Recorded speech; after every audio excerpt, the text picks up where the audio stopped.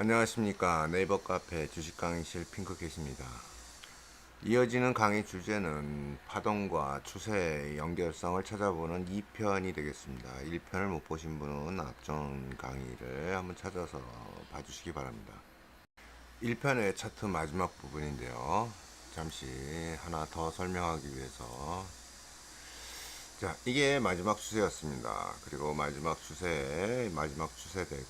이 정도 평행이 되겠네요. 여기 추세되죠. 이렇게 잘 반등하고 있다고 설명드렸고, 현재 횡보 중이라서 임시 추세선을 이렇게 그어보고, 이게 날개가 아닐까라고 추측해 본다고 하면서 1편의 강의를 마쳤는데요. 요보다 하나 더 큰 관계의 파동을 다시 한번 찾아보면, 지금 앞전에 내려오는 이런 하락 추세가 있었습니다.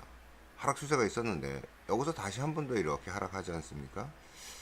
이런 과정을 보면 이 추세에, 이 하락 추세에 여기 이렇게 추세대가, 이렇게 평행 추세대가 그려지는데, 이거 역시 또 이런 식으로 날개를 그려 나갈 수 있습니다. 이건 분명히 이렇게 또 날개죠.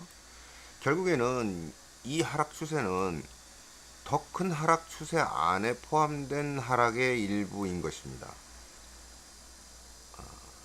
요거를 잘 이해하시면 좋겠어요. 하나 더 볼까요?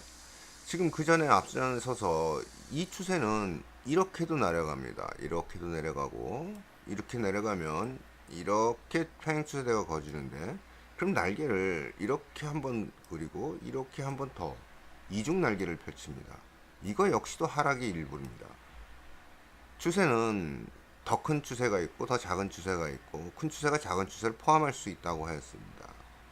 이 개념을 이해해 주시면 됩니다. 이게 어려울 수 있는데요.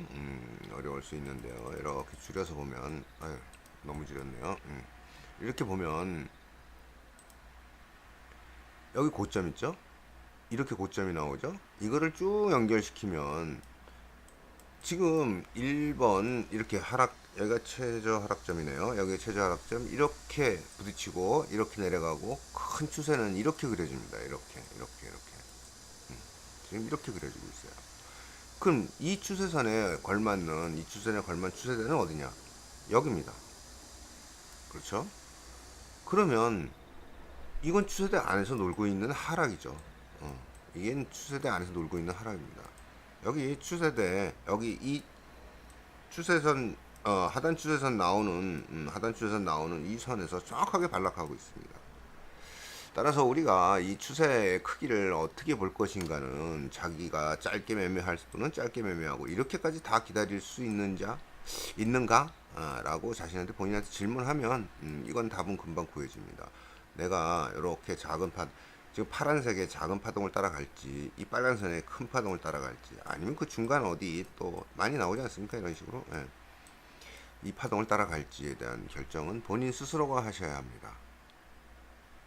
2편에서는 이와 같이 조금 더, 1편보다는 조금 더 세밀하고 정확하게 한번 관찰을, 다시 차트 전반에 걸쳐서 관찰을 한번 해보도록 하겠습니다. 차트 크기를 조금 확대해 보겠습니다. 차트 좌측 부분을 이런 정도로 확대를 해놓고 시작하겠습니다. 추세선을 그릴 때 우리는 첫 번째 고점 1번, 2번, 3번을 해볼까요? 1번 고점, 2번 저점, 3번 고점이 나오면 추세선을 하나 그릴 수 있다고 했습니다. 이렇게 그려 나가죠. 그래서 이걸 쭉 연장시키면 이게 단기 추세선이 되는데, 이게 이렇게 내려오는 과정에서도 여기 다시 이렇게 아주 잘게, 이런 식으로 파동이 이 안에 또 있습니다. 파동 안에 파동이 있다 그랬죠. 추세 안에 추세가 있고 파동 안에 파동이 있습니다. 그럼 이 파동을 다 무시했는데, 이 파동을 다 찾아가고 싶다. 이 파동을 다 찾아가고 싶다 그러면 어떻게 해야 되죠? 종목명을 더블 클릭하고 지그재그 차트에서 전환 비율을 줄이면 됩니다. 그러면 아주 작은 파동까지 찾아갈 수 있습니다. 이렇게 쉬운데 왜 설명을 하느냐? 한 가지 주의하기 위해서 그렇습니다. 무엇을 주의해야 되느냐? 내가 잔파동으로 이렇게 잔파동을 찾아가고 있으면, 그 계속 이 차트 전반에 분석이 전부 끝날 때까지 계속 잔파동으로만 가야 합니다. 큰 파동을 봤다, 잔파동을 봤다, 큰 파동을 봤다, 잔파동을 봤다 하면 안 된다는 것이죠. 이런 데도 이렇게 잔파동이 계속 일어납니다. 이렇게 잔파동이 일어나는데 이렇게 찾았으면 잔파동으로만 쫓아가야 되지. 갑자기 이렇게 잔파동 찾다가 올라갈 때는 또 큰 파동을 보고 올라간다. 이거는 안 된다는 겁니다. 이렇게 이것만 조심하면 됩니다. 이때 나는 제법 큰 파동을 보면서 추세선까지 이렇게 그려서 이 끝에까지 기다려줬는데 그럼 이것이 반전을 해서 올라가고 계속 올라가 버리면 나는 언제 끊어야 됩니까? 라는 질문도 나옵니다. 이때 필요한 것이 피보나치입니다. 피보나치 선을 여기서부터 이렇게 피보나치를 그려서 이렇게 따라 내려갑니다. 고점에서 저점까지죠.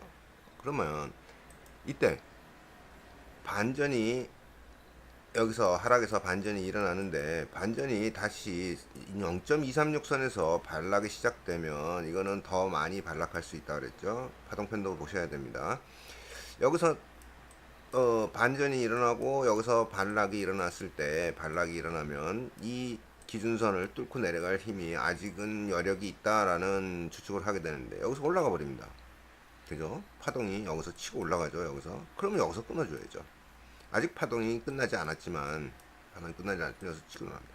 한 번 더 기다린다. 이때 정리 안 하고 그래 나는 더 크게 볼래. 그래서 기다리면 0.382 선에서 반락합니다. 그죠? 0.382. 이 반락은 이 밑에 0.236 반락의 힘보다는 약하지만 이건 역시 반락할 수 있다는 가능성을 갖고 있습니다. 역시 이만큼 내려와서 반등해서 올라가죠. 여기서 반등이 올라가지 않습니까? 여기 반등이 올라가는 선. 그러면 이쯤 어디가 정리하는 선이 됩니다. 여기서 정리할 수도 있고 여기서 정리할 수도 있고. 그래서 지금 파동과 추세와 피보나치를 같이 보는 것입니다. 이 피보나치의 관계도 이렇게 큰 피보나치를 봤으면 피보나치를 꾸준히 따라가든가 이렇게 해서 이렇게 올라갔다 내려왔다 이렇게 하고 여기가 0.5선이죠. 0.5선은 위로도 갈 수 있고 아래도 갈 수 있다 그랬습니다. 그래서 올라갔다 내려왔다 또 올라가는 이런 현상이 발생하는 겁니다. 이렇게 크게 보던가 계속 크게 봐야 되고 크게 보려면 계속 크게 봐야 되고 내가 작은 파동을 봤다면 큰 파동이 이렇게 하나 끝났을 때 지워버리고 바로 또 다시 이런 작은 파동을 그려줘야 됩니다. 이렇게 파동마다 따라가면서 그리든지 아니면 큰 파동을 하나로 보든지. 큰 파동 하나로 보는 사람이 작은 파동을 또 그려놓고 작은 피보나치 선을 또 그려놓고 또 이걸 따라가면 안 되는 것이죠. 이 규칙은 추세에서도 그렇고 파동에서도 그렇고 피보나치에서도 그렇고 각자 같은 큰 파동을 봤으면 꾸준히 큰 파동을 봐야 되고 나는 파동마다 따라가겠다 그러면 쉬지 않고 파동마다 피보나치를 또 그려줘야 되는 겁니다. 추세선을 그릴 때도 역시 같은 원리가 발생되고요. 일단 피보나치 지우겠습니다. 자, 또 다른 설명을 하나 해보죠. 여기서 상승파동이 하나 이루어져서 하락해서 상승으로 반전이 일어났습니다. 반전이 일어났는데 이 반전선을 쭉 연장을 시켜 보겠습니다. 큰 그림이죠. 큰 그림 쭉 연장시켜 보면 여기 어디선가에 또 부딪힙니다. 그죠? 여기 어디선 추세선 위쪽으로 올라오기도 하고 여기 어디서부터는 또 다른 느낌이 납니다. 그러면 이것은 이렇게 추세대를 그릴 수 있는데 이것이 날개냐? 이렇게 날개를 그릴 수 있느냐? 예, 맞습니다. 이건 역시 맞습니다. 이 하락 추세선은 이 큰 상승 추세에 포함한 하락이고 상승은 역시 포함한 상승이 됩니다. 이것까지도 계속 이 큰 상승 추세 안에 물려 있는 것이죠. 포함되어 있는 것이죠. 자, 그림이 좀 짧은데요. 우측으로 조금 당겨와 보겠습니다. 당겨와서 그림은 조금 더 확실해집니다. 다시 그려 보겠습니다. 이 추세가 있는데 이 추세를 이렇게 그리다 보니까 여기서 이 추세가 다시 터치하더라 이겁니다. 그러면 추세대가 이건데, 그러면 이 추세선을 양쪽으로 이렇게 날개가 펴진다는 겁니다. 날개가 펴지죠? 그죠? 이렇게 큰 추세대 안에서 움직이고 있습니다. 이렇게. 근데 하나 더 나가다 보니까 여기도 이렇게 펼쳐집니다. 여기도 이렇게 펼쳐지고요. 그러면 여기까지 연장해서 그릴 수 있습니까? 그 질문 나중에 답해 드릴게요. 일단은 여기까지는 물론 그릴 수 있습니다. 작게 보면 이렇게 하락하고 상승하고 하락하는 거, 이거는 적어도 이 큰 추세 안에 포함되어 있다고 보는 것이죠. 여기까지니까요. 여기까지니까. 근데 요 마지막 요 날개 피는 거, 이거는 왜 문제가 되느냐면, 여기서부터 시작해갖고 추세가 불분명해졌습니다. 여기서부터 추세가 불분명해서 이렇게 어찌 보면 이런 식의 그 추세가 그려진다고 억지로 그려볼 수는 있는데, 그렇다면 이 추세는 이 추세대는 이 방향성을 갖는 추세하고 연결이 안 됩니다. 끊어지는 것이죠. 예. 그래서 여기까지 그리기에는 무리가 있다라고 보는 겁니다. 추세를 포함하는 추세가 있다고 하는데, 지금 이렇게 큰 추세가 기본이죠. 큰 추세가 기본인데, 아무리 이렇게 추세대를 그리고 날개를 피고 또 피고 하더라도 이 가장 큰 추세의 한계는 존재한다는 것을, 여기서 끝난다는 것을 알고 있어야 됩니다. 무한정 있게 그려나갈 수는 없다는 것, 그것만 주의하시면 됩니다. 차트 전체를 한번 볼까요? 차트 전체를 보면, 지난 과거 차트니까 우리가 알기 쉽게 느낌이 올 수 있습니다. 뭐 크게 하락, 상승, 하락, 상승. 여긴 좀 이런 식의 기분이 나네요. 여기는 하락입니다. 이러한 읽어나가는 느낌을 앞에 아직 미쳐 나오지 않은 이런 데에서는 어떻게 읽어줘야 되느냐. 이게 주가를 읽는 방법이죠. 하락, 상승, 하락, 상승.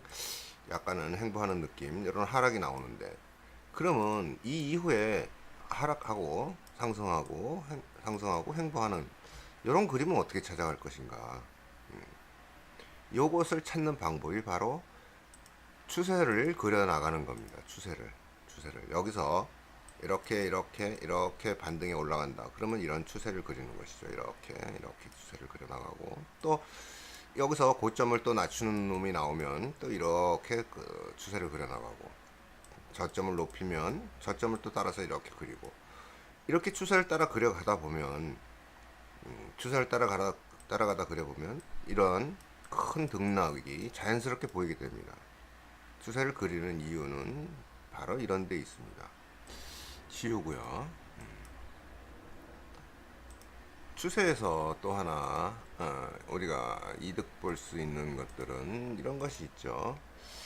자, 이렇게 내려갑니다. 이렇게 내려가요. 그러면 여기서 뚫고 올라가면 여기 청산할 수 있고, 여기 뚫고 올라가니까 여기 청산할 수 있고, 여기 뚫고 올라가니까 여기 청산할 수 있고, 이런 청산 지점도 찾아낼 수 있습니다. 이 청산을 할 때 청산하지 않는 이유도 있죠. 우리가 처음에 배웠던 고저 수평 기준선입니다. 파동 고저 기준선. 파동 고정 못 올라갔죠? 다시 하락하지 않습니까? 그럼 홀딩.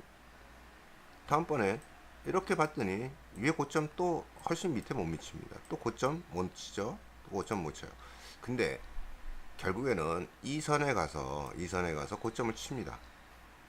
구간을 확대해서 한번 보겠습니다. 여기 고점이라 그랬죠? 고점 못 넘어가고요. 고점 못 넘어가고, 고점이 훨씬 밑에 존재하고요. 고점 밑에서 반전해서 올라와 주는데, 이 고점이 여기서 깨집니다.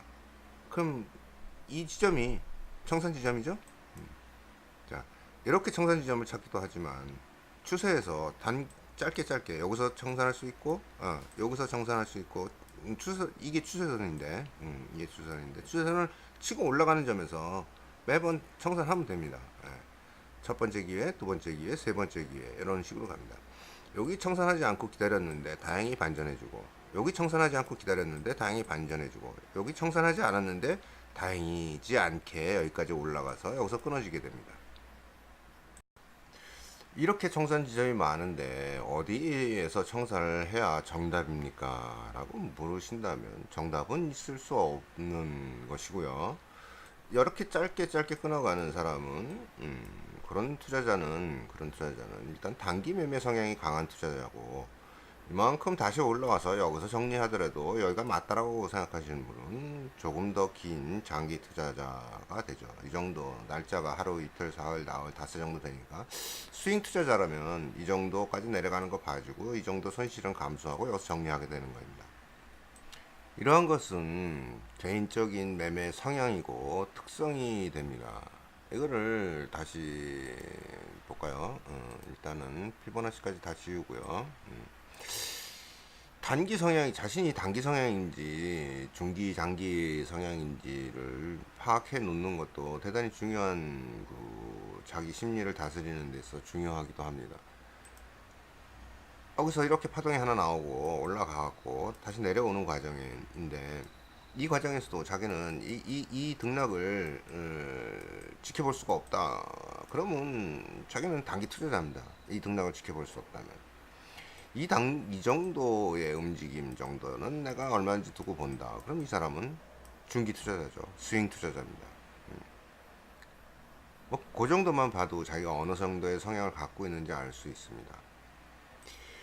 단기 투자자가 이렇게 하루에도 몇 번씩 거래해야 되는, 여기도 몇 번 거래가 이루어지겠죠. 이런 식으로 이날도 이렇게 거래가 이루어질 겁니다. 단기 투자자가 이렇게 시원스럽게 큰 폭의 수익을 얻는 것을 보고 뭐 부러워할 필요도 없고요.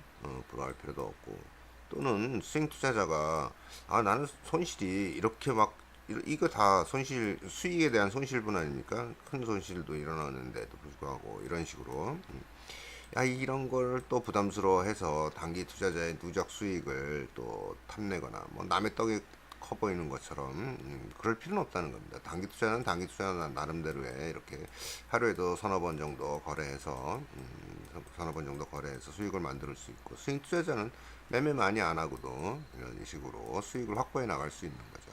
둘의 성향은 완전히 다르기 때문에 서로 다른 매매법을 탐할 필요는 없습니다. 파동과 추세의 관계를 세분화해서 조금 깊이 있게 들여다보고 있습니다. 파동선을 그려놓고 파동선에 그려진 차트에서 추세대만 정확하게 찾을 수 있어도, 여기가 추세대죠. 이런 식으로 이게 추세대만 정확히 찾을 수 있어도 안정적인 매매가 가능해집니다. 이렇게 등락 한번 할 때 추세가 그려지죠. 그 다음에 이 뒤에 거는 이렇게 반전하는 모습들을 보면서 수익으로 만들어 갈 수 있고요. 돌파할 때 기다렸다가 반전하는 거 보고 날개를 피던 아니면 추세선을 그리던, 윗추세에 맞고 반전하고 아래 추세선에 맞고 반전하고, 이건 모두 다 수익으로 만들어낼 수 있다는 거죠. 이 구간 돌파할 때, 또 아래로 돌파할 때는 이게 추세선의 기준이니까요. 이 기준 추세대선이었죠. 상단선이고 이게 하단선이었으니까.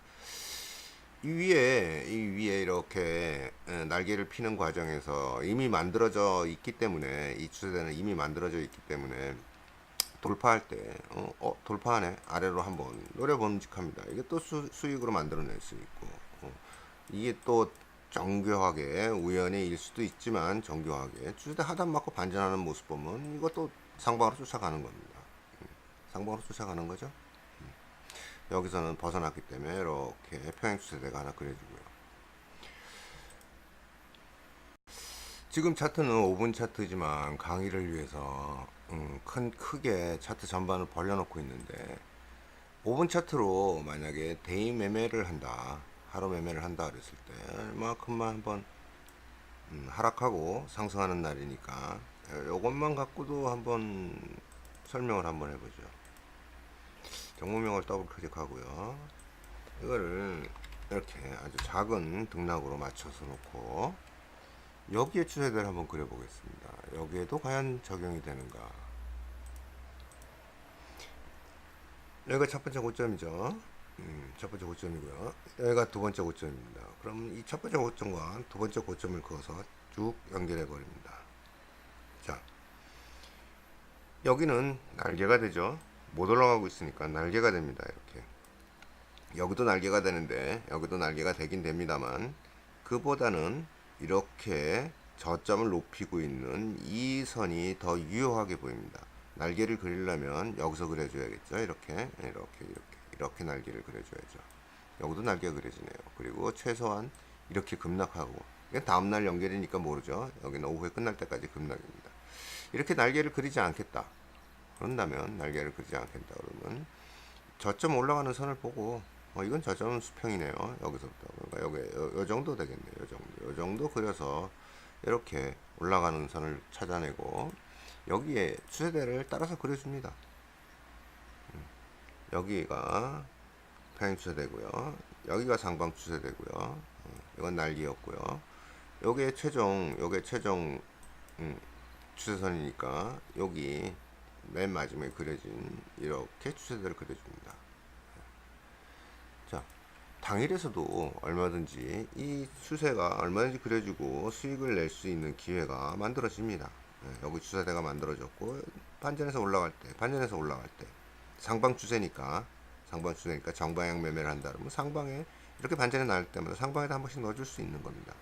뚫고 내려가고 상방에 뭐 아주 짧은 거지만 데이 매매에서는 어쩔 수 없죠. 이런 것도 자주 나오니까요. 짧게 또 여기는 여기서부터 여기까지 추세가 또 그려졌기 때문에 여기 반전하는 거 보고 또 상방으로 갑니다. 약하지만 상방이니까 상방 집어넣고, 반전해서 올라갈 때 상방 집어넣고, 돌파하지 못하고 깨지고 있으니까 이거는 멈추고, 매매를 멈추고, 이렇게 당일 매매에서도 이런 형태가 충분히 구현됩니다.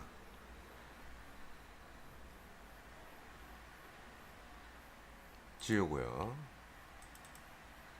전환 비율을 0.3점으로 늘려볼까요? 0.3점으로 늘려고 추세가 안 나오니까 조금 줄여보겠습니다. 자, 데이 매매에서도 보면 0.3점으로 놔도 매매는 얼마든지 가능하지 않습니까? 그냥 우리가 파동만 보고 이 파동이 안 끝나고 있구나, 그냥 하방으로 그냥 질러도 됩니다. 추세까지도 그릴 필요도 없고요. 파동이 끝나는 거 보면서 이제부터는 상방이고, 이날도 마찬가지죠. 0.3점 놓으면 파동만 보고 그냥 파동선 따라서, 이게 파동이 어쨌든 매수나 매도의 세력을 의미하는 거기 때문에 세력 따라서 그냥 진행하는 겁니다. 그냥 이런 식으로 진행하고, 굳이 추세를 그리자, 그렇다고 생각했다면 뭐 추세 못 그릴 것도 없습니다. 추세 어떻게 그려줄까요? 여기서 여기까지 이런 식으로, 앞전에 내려온 고점에 연결 아닙니까? 이렇게 내리고 여기서 이런 식으로 추세를 그리면, 전날 이렇게 해서 만들어졌기 때문에 이 하락은 하락 배팅이 가능한 거고, 여기는 당연히 여기서 추세대 하단에서 반전해서 올라가고 있지 않습니까? 올라가니까 여기 추세 상단선까지 기다려보고, 여기에 날짜 변경선이 있어서 그렇지만 그냥 설명하자면 여기까지 올라갔는데도 불구하고 계속 돌파한다. 파동선 돌파하지 않습니까? 파동선 돌파하고 있으면 그냥 홀딩으로 붙잡고 여기까지 올라가는 거죠. 어렵지 않습니다. 파동에서도 나온 이야기, 모든 주가는 반전과 돌파 둘로 구별이 된다고 했고, 이 반전하는 현상과 돌파하는 현상은 절대적으로 신뢰해야 된다고 했습니다. 반전하고 있으니까 반전하는 쪽으로 배팅하는 것이죠. 그리고 더군다나 추세가 하방 추세이기 때문에 정방향으로 매매하는 걸 추천하고요. 여기서 머리 맞고 내려올 때 추선을 그리고, 추선과 동시에 하방 배팅이 가능해지는 겁니다. 이렇게 다시 튀어 올라갈 수 있어서 이렇게 오해할 수는 있습니다만, 천천히 보수적으로 진입하면 되니까요. 이렇게 내려와서 여기서 이 선도 이미 만들어진 선이기 때문에 반전하면 올라가면 배팅할 수도 있고, 역진입이지만 역진입 배팅할 수도 있고, 뭐 홀딩해서 더 갖고 갈 수도 있고, 믿어야 되느냐, 이 돌파와 반전을 얼마나 신뢰하는가, 그리고 이 파동선을 얼마나 신뢰하는가, 그리고 이 추세선을 얼마나 신뢰하는가의 문제이지, 이것을 충분한 경험을 갖고 차트에 정교하게 그려낼 수만 있다면, 이건 수익을 내는데 상당한 도움을 줄 수 있는 분석법입니다. 자, 마지막으로 강의를 정리하기 위해서 1, 2, 3, 4, 5를 적어봤습니다. 1번 파동, 2번 추세, 3번 피보나치 조정대, 4번 파동 고저 수평 기준선, 5번 돌파와 반전. 이 다섯 가지는 우리가 차트를 파동으로 보는 차트라면, 추세로 보는 차트라면 이 다섯 개가 항상 같이 따라다닙니다. 식구와 같이 따라다닙니다. 이 다섯 개를 동시에 분석할 수 있는 경험을 충분히 쌓아 놓으시기 바랍니다. 자, 오늘은 여기까지 강의를 마치도록 하겠습니다. 고양이 하단에 있는 고양이 찾아서 구독 버튼 눌러주는 거 잊지 마시고요. 강의에 참석해 주셔서 감사합니다. 안녕히 계십시오.